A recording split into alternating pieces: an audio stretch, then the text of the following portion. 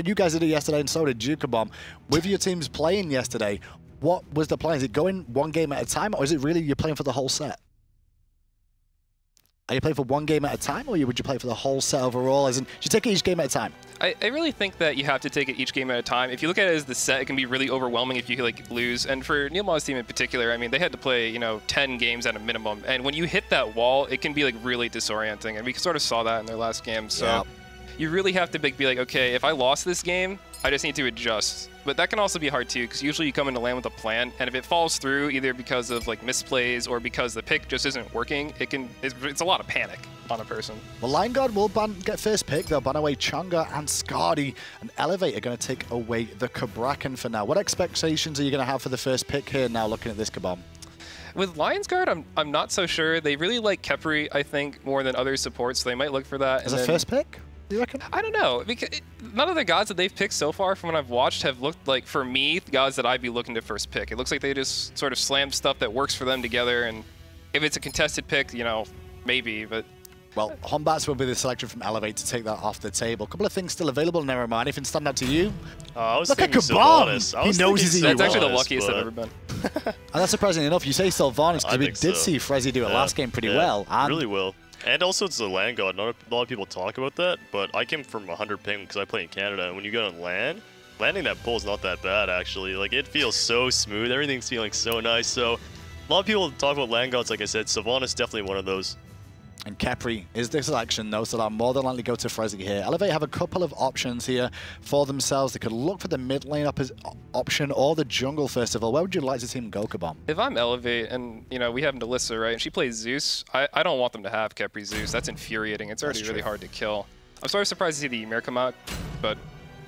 Ymir is the flexible pick a little bit more over in Europe than we see in North America. It will be running the jungle a little bit more now and again in the solo lane, so it's a bit more of a flexible option. But it's a very damaging dual lane, that Nerima. If it is a Ymir and Medusa, push power is pretty strong there, right? Absolutely. Very good push power. Their level 1 fight's not as incredible, because if Ymir misses Ice Carpet, your fight's basically over for the next 7 seconds. So they have really good push, and their level 1 can be very strong, but it's really dependent on Ymir landing his 2 freehand, which can be kind of hard. Well, Lion Guard having a good, hard think about what they want to do next, because it will be the counterban phase for them after these 2 selections as well. With the Khepri already locked in, they've given away the hand of where the support's going to go, so not as many flexible options as they'd like. They're going to take up the Rama here. Is this an early on Rama? Is this just a comfort pick, you reckon, Kabam? Rama's always a good pick. You're going to be really hard-pressed to find an ADC that not only dislikes Rama, but also doesn't think that it's good in most of the matchups. It's usually at worst, it's like a 40-60 in his against him. So I don't know. I really like that. I like that they picked up the Zeus. It makes a lot of sense with the Khepri. It's really, really hard to burn Zeus down without taking a lot of damage. And if he gets res to be able to detonate after that, it's a lot of damage. It's really hard to mitigate, especially since Zeus can't move, but Susano can, so that's actually pretty good. Indeed, Susano can close the gap to that Zeus in the backline relatively quickly, but Khepri being there will keep the Zeus or even the Rama alive if required as time goes on. My concern now, though, is as we go into the counter-ban phase here, Nerima, Elevate have the opportunity to draft and ban away some of the front line that Lion Guard really need here to help them out. Yeah, right now they have a Khepri, so Elevate should be banning out Engage, I think. Thor's a good jungle ban because, like you know, the dunk is really good, the wall's really good against all the characters that don't have any jumps. So I really like the Thor ban, but I'd like to see another Soul Laner ban come out. I'm not sure if they know anything about Lion Guard, but something that definitely has Engage would be a really good ban. You're nodding your head there, Kabam, in agreement about that solo lane ban. What would you like to see that go towards? Something that would be really infuriating with Engage would be Osiris. Osiris can just slow down the Ymir forever and just keep him glued. And if their support dies in this comp so far, they have nothing to do. There's nothing to be done about it. And Zeus can just keep chain lightning people and just making them miserable. Well, Lion Guard here, banning away the Giannis. They've already taken Zeus as well, so Nulissa's go-to gods have been cut down a little bit more here. And that means she may have to go a little bit deeper in a god pool than she would like to for her very first game on the stage. Talk about your first game on the stage, Nerima. How difficult is it just to get yourself ready for that first game and go into it? The very first game is actually, I wasn't that nervous, but I felt it was really weird because changing ping and things like that and just getting the feel for the setup's a little bit strange. But luckily for me, my team played really well. I didn't even have to really do a whole lot in the first set because Skeely and Ven were doing so well, so they let me actually warm up. But warming up and having a good game to warm up is actually really important. Well, Giannis and Odin now banned out as well. Odin not too bad against that Khepri Rama Zeus combination, so quite wise from Lion Guard to ban that. Elevate will be selecting Isis here in the mid lane, something we don't see too much at the moment. You're both nodding happily. Why are we nodding happily? I like what Isis can do. If there's a situation where we're diving the Zeus and he gets Khepri res, it's okay to kill him because then the Isis can find where the Khepri is, silence him, and then stun when they're reviving, and just use the ult. And like it's a 2-for-1. That's the best case scenario by far when you're against the Khepri. But the problem with Isis, from what I've understood, is as the game goes on, she kind of falls off a little bit and being able to confirm some of this damage now, Omar. Could this be a problem for Elevate going towards the late game? It definitely could be. I mean, if you look at Lions Guard team, they're really open-ended right now. They can draft for late game if they want. But keep in mind, Elevate's team is really early game pressure heavy. It's really scary going up there. Clear's really good, their level 1's really good, their damage is high. As long as they utilize the Isis early, I don't think it'll be a problem, but it'll really be up to Elevate to really push the envelope with the Isis because she does fall off. Well, Lion Guard have gone into their bank time here for their final 2 picks. Obviously, they get the bank time available to them in the custom game as well. And they do need a solo laner and a jungler here, pretty obviously with the draft they've got so far, so we know where they're going to potentially go here. What's the pick for you here, Kabom? What's the pick? Something that's gonna, yeah, Osiris, yeah. Something you called really, that earlier, so yeah, you were right. Something that gives push that also like has like potential to kill in the lane if anybody walks in. It's really frustrating for a jungler to come gank the Osiris, especially because he has that passive, and now that it works against magic damage too. It's really hard to find a way to like just break through him without taking a ton of damage and being picked up. Well, we mentioned Rearwood earlier on this broadcast, the fact that he's new to this Lion Guard roster, the newest addition to this team, and he's going to be picking up a Naja here, something we've not seen too often just lately. Naruma, is it the reason we don't see so much Naja?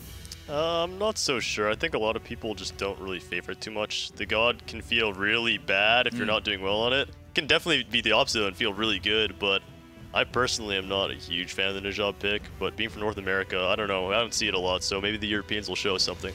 Well, Elevate have locked in Bellona as their last pick as well, which more than likely, obviously, will be going to the solo lane here. Quick one-word answers before we head to the casters. Kabom, which team's going to win based off comps? If Lions Guard can make it through the early game, Lions Guard wins. What about you, Naruma? I think Elevate can push the envelope. I think they're going to do really well in the early game. I think they're going to come out on top in game 1. Ooh, split decision here on the desk between the North Americans, but let's head over to 2 more North Americans right now to bring you the action. It's Anatoly and F. Dot. How's it going, guys? Welcome back. We're going to bring you a Lion Guard versus Elevate. This, I think, is going to be a very important part of the tournament. Yesterday, we saw the early stages, and then there was a significant jump in skill of the opponent when we saw Gabe come on the scene. I think Elevate is going to be a much different story for Lion Guard than Optimus Gang was. They do have a new player, no numbers, in that solo lane, but it doesn't matter because all these players on Elevate, between Alyssa, Dardas, Jermaine, have been playing together for quite a while, whether it was this split or the previous one before. Lion Guard are still really strong contenders here, and I like what they're bringing to the table here with their new jungler, playing this Naja as well, something that we haven't even seen so far this weekend. Yeah, I think there's going to be a lot of potential for it. Let's head right into game. And you know what, Toli? I'm not going to steal it. As we were sitting here and the picks and bans were coming through, Toli said to me, he said, you know, it's a little bit crazy, but Naja would be perfect. And you started to break it down. So why do you love Naja for rear ward here? So Lion Guard's draft, the first 3 gods they had was Zeus, Khepri, and the Ram. And I was thinking about the early level 1 through 3 phase to pair up with the Zeus to deal with this Isis Susanoo. And Naja instantly came to mind because of the double bounces between the Naja and the Zeus, obviously. But both of this mid-jungle combination is going to bring a lot of fireworks in these small skirmish encounters.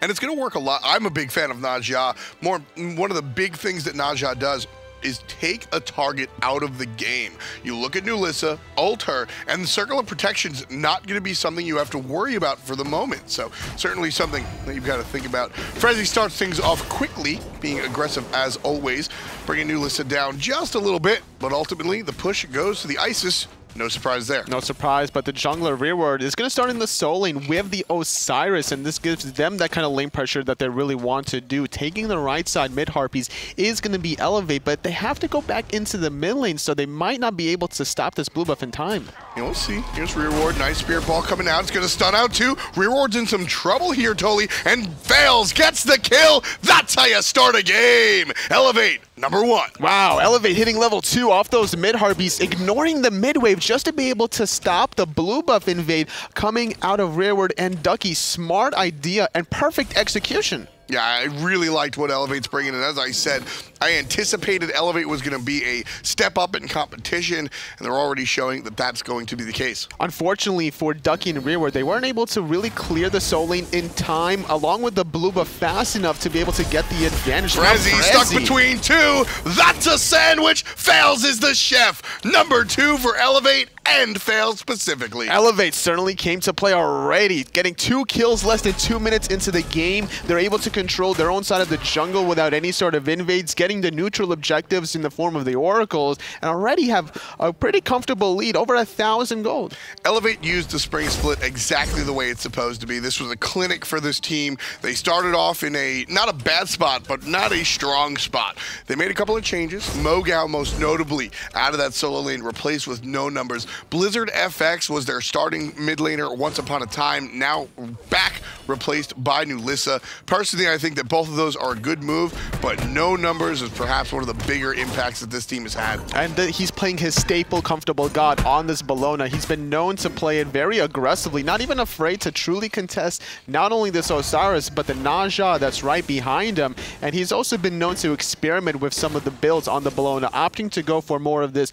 auto attack based ones with the chin size, even the Soul Leader back in the day. Yeah, really just looking to be a little bit more aggressive here. Reward's going to show up. No Numbers, it's interesting. I know him as a Sobek player primarily, and still being very aggressive on the Sobek, going Void Stone and things like that. So No Numbers right now, got to play a little bit defensive, as Lion Guard are 3 strong on the right side. There's a hit from Osiris. The root's good, but a little bit of a dash gets out of the abduct. Hot play from No Numbers. Reaction time needed to be on point for No Numbers. If that dash doesn't happen from the Bellona player, the abduct does. Yeah. The channel time would be too long, and obviously with Soul Leaners going teleport first without having that CC immunity in the form of purification beads, that would have been a first kill for Lion Guard. Absolutely. So thanks to the quick feet from the Bellona player, he'll be able to get out of there no problem. Flurry Q versus Jermaine. Jermaine's usually the guy that wants to pick up his ROM, but this time around he'll be playing on the Medusa against Flurry Q's ROM. This matchup here, you're looking at 2 mid-game hunters. You're looking at a mid-game hunter out of Medusa, ROM a little bit later. Ducky, however, in the solo lane, trying to get aggressive, is level 5, has the ult available, but Fails doesn't let him use it. It's 3 kills, and it's 3 for Fails. He's on a tear. Fails doing a great job on the Susanoo, and recognizing the fact that the Duckster is not that tanky yet on this Osiris. And not only was the timing of the gank, but hold that thought in mid lane, beats on rearward, getting the pull, and up in the sky goes Fails, but he's full health. Yeah, it's very early in the game. Naja, not enough damage. Dardes takes down rearward, punishes him for the ultimate, and the long-range Spirit Ball finds the stun. Not enough to get the kill, but Nulissa flexing that accuracy. You were talking about rearward finding a target to get them out of the circle of protection, but what if that circle of protection is waiting for you to come landing down? Yep. Rearward taking the worser end of that one, now even going into a tanky option, reinforced shoes. That's an interesting one, Toli. So sometimes when you see these junglers go tanky, at least the boots come out, right?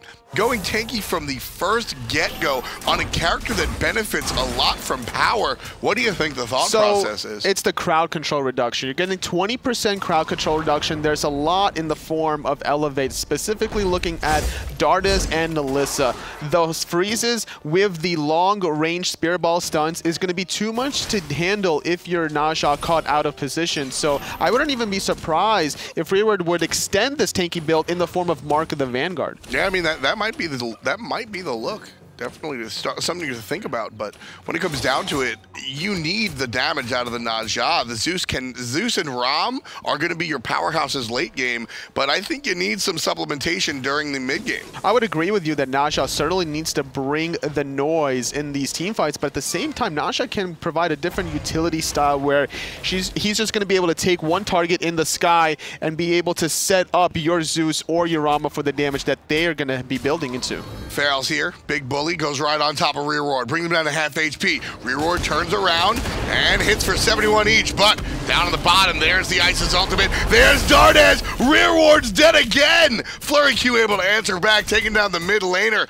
Ducky's gonna chase down Dardes. Turn around for the slow. Not much Fails can do here, waiting on his cooldowns. The ultimate's popped out, looking for the mid lane. Fails continues his reign of terror. 4-0-2 for the jungler. Not quite done just yet. Nice moves. Ducky can't can't find him. Fails is out of there. Wow, Elevate just taking advantage of every little thing that they can. Shadow Nightmare taking a spill rearward as well. Nilissa was the first victim that Lion Guard was able to take advantage of. The fact that every single cooldown was used to be able to take out rearward. And without the freeze and the wall from Dardas, you can't really peel for your mid laner. So Lion Guard at least grabbing one score in their card. No Numbers in a little bit of trouble here. Gets rooted. Gets abducted. Still has an exit if he wants to use it. Doesn't even need the ultimate. Love the patience from No Numbers. Understanding that with a single mark of the Vanguard, he's tanky enough to deal with those two players. A lot of options for the Bologna to survive between the shield charge, blocking some of the in-hands, and denying some of the in-hands with the Scourge. You have a lot of survivability with your kit as a Bologna. Flurry Q, Jermaine dashes forward. Doesn't find the grab, but the ultimate's going to slow him down. Had those beads not been activated. Very important relic usage coming out from Flurry Q. The slow would allow Dardas to get in position to throw out the wall, which would then give him enough time to cut the gap with the freeze into the slow, and all the follow-up damage would certainly spill the doom of Flurry Q. But instead, he still survives. It's a long cooldown of the beats to be waiting for, but Elevate on top of their game. Purple and red taken. Yeah, this is looking far too easy for Elevate. I started to talk about how this team started to improve throughout the spring split. Rearward takes a ton of damage. What an ultimate from Dardas just to give him CC immunity. He would have been probably stunned into the Naja ultimate, but instead, all that follow-up damage, the Spirit Ball into the freeze, these two gods here that Elevate have are going to be working so well together, no matter which one stuns first. And that's one of the things that I've really enjoyed watching Elevate do is work well together. They're a team that does have individual prowess. I mean, you're looking at Dardas and Jermaine, a very strong dual lane, but it's all about how they play as a unit. They're able to come together, make these calls. Nobody knows. Nobody knows at all. Elevate get the gold fury. They were already up 2,000, and that pushes them even further. Just look how much vision Elevate have around that gold fury, around red, around purple. They saw the mid players on the mini map. They were so confident that they were going to get that gold fury. They didn't even invest into using the ultimate out of Nilissa. Just not at all. Ooh, the ring bounced. It did hit No Numbers, but not going to look for it just yet. Level 11 on that Bologna with the Mark of the Vanguard. A little bit tanky. And the other direction, tanky Naja as well. So not a lot of damage going to be coming here. Look, he's going to hit the Bologna for 75 each, just barely tickling. But the missed freeze from Darda is a big deal. Wall stops him for the moment, but not enough for the kill. Ducky chased out as well. A few missed abilities, but blue buff does get confirmed. No Numbers able to steal away that one. Shadow Nightmare trying to peel for himself in that lightning storm. Nice little ice carpet from Dardas. Trying to find more initiation as fails, but the snipes from Flurry Q. And here's the freeze. More follow-up coming out from the guys on Elevate. Ducky is the first one to take down the jungler. Rearward falls down to the rotation out of Jermaine. He gets two. Ducky goes down, but Frezzy able to find the last hit on Nilissa. Flurry Q and Frezzy alive by the skin of their teeth. Not enough for Jermaine to dive. Nilissa barely able to dive there, juking out every single in-hand from Flurry Q, but because she was looking at Flurry Q from the side, Frezzy just threw out that Rising Dawn, able to confirm some kills. A little bit too overextended, I would say, is Elevate, relying really heavily on their gold and experience advantage, but being that far into the jungle of your opposition means that they can really hide in between their tier 1 and tier 2 towers, and you don't really want to go that far. I mean, at the same time, the tier 1 tower falls to the mid lane before 10 minutes, so something's working right. For now. For now, I think that Elevate have the roadmap to victory at the moment. We've seen time and time again when Elevate, they get up to a good start, they might feel a little bit overconfident, and then they might go for some of these aggressive plays like that this could bite them eventually. But that right there is the difference between week 1 Elevate and Elevate here in our summer or spring land, excuse me. I'm a little ahead. I don't know why I think it's the summertime. But Elevate, I think, would have committed to that had it been week 1 or week 2 at the Pro League in the spring split. We've watched them improve. I mentioned the roster changes, but we've also watched them improve just in decision-making like that. Able to back off and play things safe. Oh, Flurry. He's alive for the moment, but not unless Jermaine goes all the way for it. Finds the kill. That one was a statement. Elevate across the way, pick up the Portal Demon. Ducky trying to punish for it, but he's the one that's going to get punished. Great ultimate out of Frezzy. The patience waiting for the ultimate to fizzle away, finally doing it, but Shadow Nightmare gets 2 in the process, getting traded out. 2 for 2 on the right, while there was a solo kill. Great job by Jermaine on the left. Rear ward gonna go ahead and miss the sash. No numbers, half HP. Ring bounce is huge. Good ultimate out of Dardes. Chunks the opposition. A beautiful wall is gonna keep rear ward here. Frozen one more time and locked against the wall. Dardes finds his 5th, yes, his number 5 kill as the support. In the last minute, Elevate was able to get a 4 for 2 between the left lane and around the Portal Demon, grab the Portal Demon, and get the tier 1 left tower. Elevate are just doing a good job winning these team fights, controlling the objectives, and making sure they dictate the pace of this game. So out of control is something that I say a lot. This is actually out of control for Lion Guard. They have no control of the situation whatsoever. They're down 7,000 gold at 12 minutes. Ducky's gonna fall down as well, pushing them officially over the 7K mark. It's 14-6, and Elevate just look like they're in a different class. They're just doing a great job forcing the issue. Barely able to dive that tier 1 tower on the right. They understand that they don't have to commit too many eggs in the basket. Left-hand side, we saw earlier on Jermaine. He didn't have the ultimate right away, but he knew it was coming up very short, which is why he got off all that poke and then managed to just take about 1 or 2 tower shots before finally hitting that Petrify. I love the stun onto rear ward as he looks for the sash, doesn't find it as he's stunned out.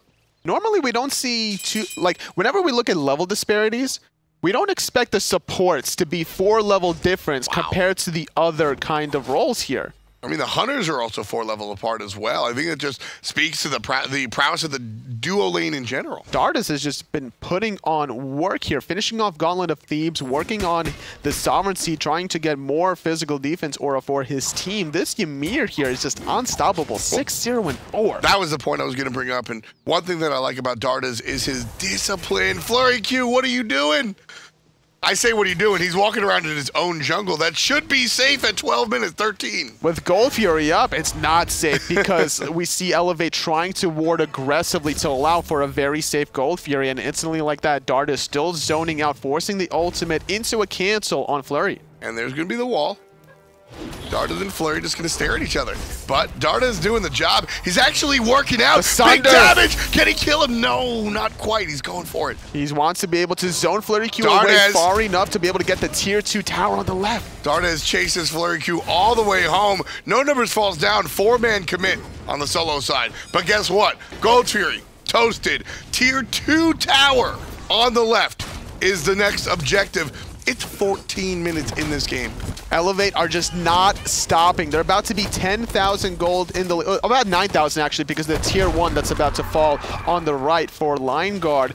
But it's not really worth here to be able to take out no numbers and just a tier 1. There's not that much damage here. There's no Hunter on the right for Lion Guard. We'll see if LG are able to go ahead and pick up this right tower. Dardes is in town, but at the moment, Elevate are averaging a kill per minute.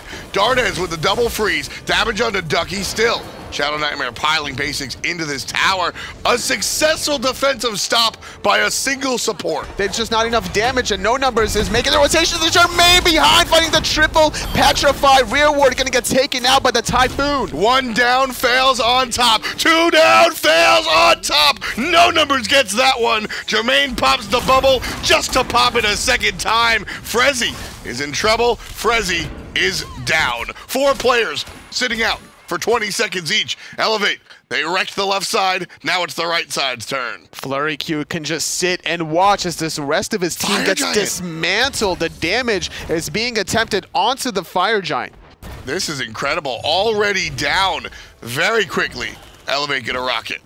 Flurry Q going to be taken out by Dardes and zoned away as the rest of his team just gets taken by the Fire Giant. Easy Fire Giant, 15.5 minutes. When's the last time a team takes Fire Giant this early? Nulissa just did 95% of my man's HP with a single Spirit Ball. Spear of Desolation at level 14. Isis opting to go for a very aggressive item here. So I really like this. We saw a 3rd item, Spear of Desolation, earlier on Venenu's Vulcan. And it's a great item, but it's extremely expensive. And one of the downsides of going 3rd item extremely expensive, whether it's this or Rod of Tahuti, is that you mess up your curve. You are sort of weakened early because you can't afford that item. Well, this is what we call playing the game that's given to you. Nulissa has taken down all of the towers except for one. Fire Giant, Gold Furies.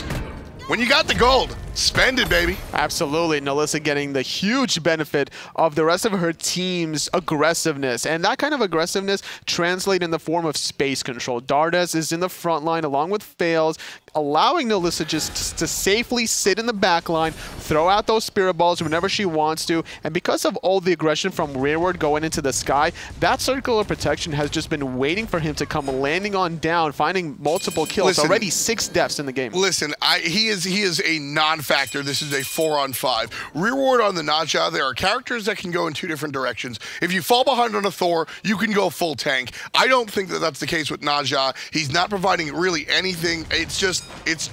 Look at his damage. It's too much utility in his build between the tank boots, between the shield of regrowth, and the relic dagger. Now, I understand the mindset trying to blink in, force the ult, trying to get one taken out of, but it's just not the case here. When you're this far behind, who is going to follow up with the damage? Your Zeus is level 13, your Rom's level 14, and your counterparts are level 19. So if Rearward has a shell and a meditation, I'd buy the relic dagger, but your beads and your blink aren't helping you all at all. So having them up more is not going to help you either. Elevate, pushing in the mid lane. Let's listen along with the red team. I'm ulting. Go for my ulti. I just now. Honest. Oh no. I'm ulting. I ulted Titano. It's out of your ult, but... Not doing any damage. It's okay, guys. Yeah, it's whatever. I'm playing like shit because I can't fucking concentrate. It's okay, Shadow. I did. And there we are. Elevate, very confident. Well, some players don't think they're very... That's what's always interesting. It's 20-7. Elevate has decimated the opposition. And then at the same time, you hear how it works out. 18 minutes so far. Left Phoenix, the only one alive. No numbers makes easy pickings of Rearward. All Firebirds are down. Sans the right one, Toli. And that's where Elevate's going to be going after they take a step back. No numbers, does back to base, but has the teleport, finishing off some of his items, picking up the wards with the Fire Giant buff still available. For another 45 seconds, that's plenty of time to really get this right side Phoenix. They have so much time that they're able to get the speed buff in return, but playing really safe here as Elevate. They're also enjoying each other, Fails smiling as Dardes trolls him with the Ymir wall. Yeah, I mean, that's you got to have fun. You absolutely got to have fun. And Elevate, well, it's easy to have fun when you're doing this. 18,000 gold in the lead at the 19-minute mark. Almost 1,000 gold per minute played. Elevate have 3 times. This is one of the more lopsided matches that we've seen in recent memory, Toli. And this is an Elevate team that people were lukewarm on in the beginning of the season. This is not, you know, your energy or your fun balls team or your lobsters team. This is a team full of people that a lot of fans didn't have a lot of stock in. And then as soon as about halfway through the spring split, I think they made a roster change, and all of a sudden, Elevate started trending upwards, and they are just continuously trending upwards.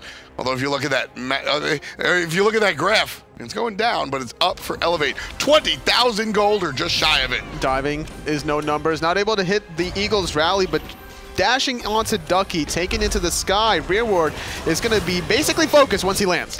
See, the impact that Rearward had there was minimal at best. I don't think that you can build a Naja in this direction, even if you fall behind, because you just become a non-factor. Oh, especially if you fall behind at this point. You might as well just press F6. You want to be able to be useful in your team in the form of some damage. Nulissa finds Ducky through the wall with the Spirit Ball. Jermaine finishes up what the mid lane started. Phoenix on the right side gonna fall down. Frezzy running away for his life. Elevate have the right objective in mind. Flurry Q immune to damage, but the Titan ain't got no Aegis.